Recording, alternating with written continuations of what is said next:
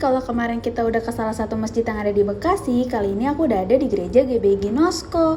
Nah, kali ini aku pengen tahu sih kalau dari sisi agama Kristen sendiri tuh gimana sih pandangan pendeta mengenai donor kornea mata? Apakah hal tersebut memang diperbolehkan atau justru ternyata tidak boleh? Yuk kita simak liputannya.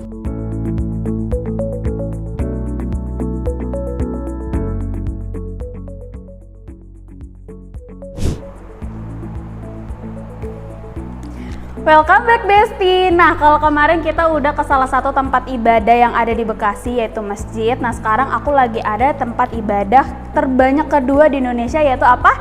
Gereja, bener banget. Jadi aku lagi ada di gereja GBI Ginosko yang ada di Pocis. Nah, jadi Besti Magiforce, gereja GBI Ginosko ini masih belum memiliki tempat ibadah yang tetap. Jadi kita masih ada di gereja GKI Kasih Allah. Nah, kali ini aku juga pengen tahu nih dari sisi agama Kristen itu gimana sih? Apakah diperbolehkan atau justru tidak diperbolehkan untuk mendonorkan kornea mata? Nah, langsung aja kita langsung wawancara dengan Pendeta Roma Salisa. Yuk ikut aku. Halo Kak Roma, halo. Gimana nih Kak kabarnya? Baik adek ya. Nah, Besti Magiforce, jadi Kak Roma ini adalah pendeta aku yang ada di gereja GBI Ginosko nih. Nah, biasa panggilan akrab aku ini adalah Kak Roma. Nah Kak, jadi boleh kali ya kita sambil jalan-jalan masuk ke dalam. Oke. Jadi Kak, aku tuh kemarin sempat bertanya-tanya sama Ustadz. Nah, tentang donor kornea mata nih. Nah, di Indonesia ini kan masih sangat minim banget tentang donor kornea mata. Tak jarang Indonesia itu masih suka mengimpor donor kornea mata itu dari luar negeri nih Kak. Terus aku juga pengen tahu, mungkin karena banyak faktor kali ya Kak, dari sisi orang tua dan dari sisi agama juga. Nah, aku pengen tahu kalau dari sisi agama Kristen itu gimana sih Kak? Ya, kalau dalam Kristen tentu itu sesuatu yang sangat diakomodir ya, sangat kuat karena prinsip pengajaran Kristen itu prinsip dasarnya kan kasih.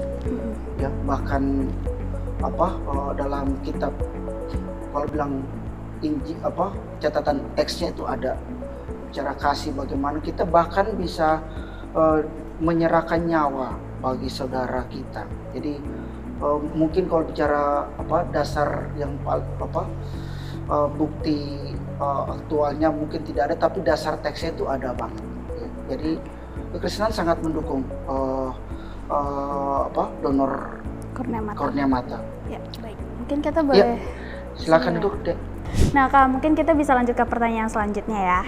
Nah, kira-kira ada ayat Alkitab nggak sih Kak yang menyebutkan kalau boleh atau tidaknya tentang mendonorkan kornea mata? Ya, sekali secara spesifik bicara boleh apa enggak mendonorkan mata atau mendonorkan organ tubuh lain, memang setahu saya sepertinya tidak ada ya. Tapi secara umum itu justru sangat kuat ya. Contoh dalam 1 Yohanes 3 ayat 16 atau 1 Yohanes 1 ayat 16 ya, saya lupa persisnya.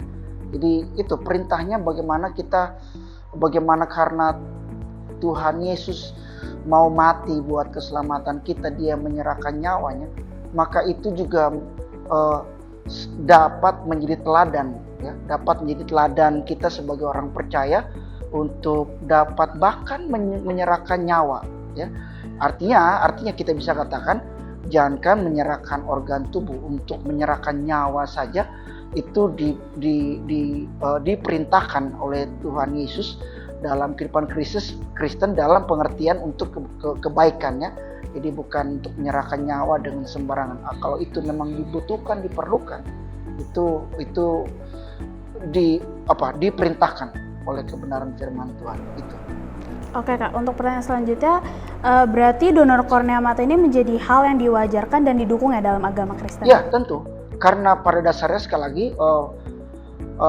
prinsip dasar dari pengajaran Kristen itu kan kasih ya, dan kasihnya itu kasih agape, kasih tanpa pamrih, apalagi ditambah ada perintah bahwa kita sebagai orang Kristen harus jadi garam dan terang dunia. Itu kan artinya tidak lain tidak bukan sangat kuat Alkitab mendukung, dan sesuatu yang wajar untuk kita harus mendukung program ini, kegiatan pendonoran mata. Itu yang bisa Kak Roma sampaikan. Bolehkah dijelasin kalau di dalam Kristen itu kan ada 4 kasih ya? Nah itu apa aja sih Kak? Ya, dalam kasih Kristen memang ada beberapa tahapan, ada beberapa bagian. Itu dalam Kristen itu ada 4 hal tentang kasih, yaitu yang pertama-tama dan yang terutama itu kasih agape, yaitu tentang bagaimana kasih Allah terhadap umat manusia yang kemudian harus jadi inspirasi dalam hidup Kristen ya. Bagaimana kita harus memberi, berkorban tanpa berharap balasan, itu kasih agape. Dan situ juga bicara sifatnya kasih karunia, pemberian, bahkan kita bisa memberi terhadap orang yang tidak pantas kita terima pemberian itu kasih agape. Lalu ada kasih philia, itu kasih persahabatan ya. Kasih philia itu bagaimana kasih persahabatan yang banyak juga dalam bagian Alkitab dari Perjanjian Lama, Perjanjian Baru menggambarkan kasih philia itu memang juga harus dihidupi dalam kasih persahabatan. Itu memang sesuatu ikatan tertentu. Lalu ada kasih storge, itu kasih persaudaraan, kasih orang tua ke anak ya, saudara demi saudara, itu ya punya ikatan. Itu juga menjadi sesuatu yang sepatutnya dikembangkan dalam hidup orang Kristen. Lalu ada kasih eros. Kasih eros ini juga banyak kali salah mengerti hanya sebatas nafsu. Sebenarnya enggak juga. Kasih eros ini memang sesuatu yang wajar, sesuatu yang baik kalau sekali lagi diarahkan, dilakukan dengan motivasi yang baik. Oke, berarti kalau dalam mendonorkan kornea mata itu termasuk dalam kasih ya, Kak? Iya. Oke, untuk pertanyaan selanjutnya, dalam kisah Alkitab dahulu tuh ada nggak sih kisah yang sama seperti donor kornea mata kayak gini, Kak? Ya, mungkin setahu saya tidak, mungkin secara spesifik sekali lagi tidak ada kisah yang menggambarkan yang dalam pengertian spesifik soal pendonoran ya, entah itu mata atau donor organ tubuh lain. Tapi sekali lagi baik Perjanjian Lama sampai Perjanjian Baru itu menggambarkan banyak kebenaran yang sangat mendukung secara umum. Secara umum bukan berarti tidak kuat ya, tapi ini justru sesuatu yang sangat kuat diajarkan dalam Alkitab. Bagaimana sekali lagi kalau hari ini kita bicara tentang bagaimana mendonor mata, program ini dalam sudut pandang Alkitab itu sangat amat didukung. Itu sangat amat terang benderang didukung oleh pengajaran Kristen. Oke baik Kak, kira-kira Kakak ada pesan-pesan nggak nih untuk Bestie Magivers kalian yang masih takut nih kalau misalkan mau mendonorkan kornea mata?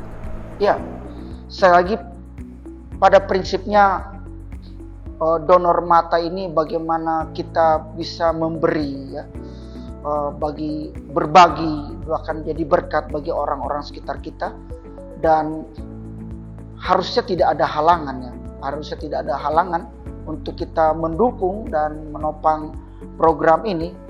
Dan karena itu tidak ada yang perlu kita takutkan, tidak ada yang perlu kita khawatirkan, karena ini justru sesuatu yang mulia. Dan mungkin banyak hal yang bisa kita kerjakan, tapi ini sesuatu yang mulia. Bayangkan bagaimana kita bisa jadi berkat bagi orang-orang yang membutuhkan. Bayangkan bagaimana orang-orang yang tidak bisa mungkin melihat selama hidupnya, lalu karena ada program ini kita bisa terlibat di sana. Itu sesuatu yang begitu indah. Dan apalagi kalau kita melihat dalam sudut pandang agama ya, dalam kehidupan bertuhan, ini tentu sesuatu yang sangat menyenangkan Tuhan, sesuatu yang sangat membuat Tuhan memberkati kita sekalian. Sekian. Oke, mungkin itu aja dari aku ya Kak. Nah, Bestie Magivers, jadi kalian nggak perlu takut lagi kalau misalkan kalian mau mendonorkan kornea mata. Oke, sekali lagi makasih ya Kak. Iya, terima kasih. Tuhan berkati. Nah, Bestie Magivers, tadi kita udah mendengarkan penjelasan dari Pendeta Roma Solisa kalau di Kristen itu diperbolehkan adanya mendonorkan kornea mata, karena di Kristen itu mengajarkan adanya kasih untuk sesama. Tapi kalian jangan kemana-mana lagi, karena setelah ini kita akan ke pura. Jadi langsung aja kita dengerin ke sana ya.